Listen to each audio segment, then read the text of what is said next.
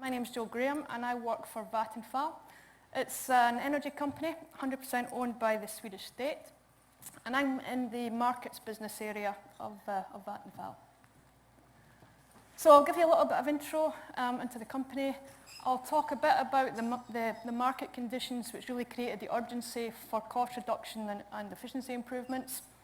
I'll talk a bit about our overall philosophy and approach to OE, and then I'll bring you right up to date with where we are as regards our RPA efforts. And then I'll sum up with a couple of thoughts I'd like to leave you with.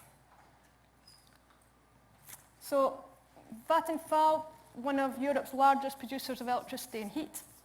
As you can see from the map, we're active in Northern Europe. Our main markets there are highlighted in orange. And we've got around 20,000 employees, so a fairly sizable organisation.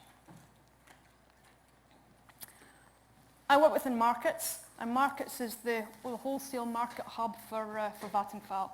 We trade in the energy commodity markets to buy the fuels that are needed to run the power stations and sell the output that the stations produce, so sell the electricity in the market, as well as making sure that we can meet the demand that our customers have for power and gas. So in a nutshell, markets is the trading arm of Vattenfall. Now, I don't know how much you know about the energy markets, but this slide pretty much summarizes everything you need to know as background to my story. On the left there, you see German and Nordic power prices, starting I think in 2007 up to 2016. And you can see that since around 2008, it's been a fairly steady downward trend. Now for any company with power generation assets, you can imagine this is a pretty bleak story. And in Vattenfall's case, as we show there, we've had to make impairments over that time period of around 160 billion Swedish kroner, which is around 16 billion euros. So against that background, you can imagine that the need for cost reduction has been a fairly consistent mantra for many years.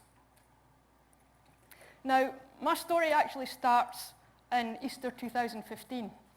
I attended an off-site for one of my teams, and the idea was I would show up for an hour, we'd do a Q&A, and meet the people, find out what was important to them. Now it ended up that that hour overran, and it became a kind of therapy session, because the dam burst on all this frustration that had been built up over many months. I heard about frustrations of the need to do things as had always been done because of the reluctance of others to accept new technology or approaches.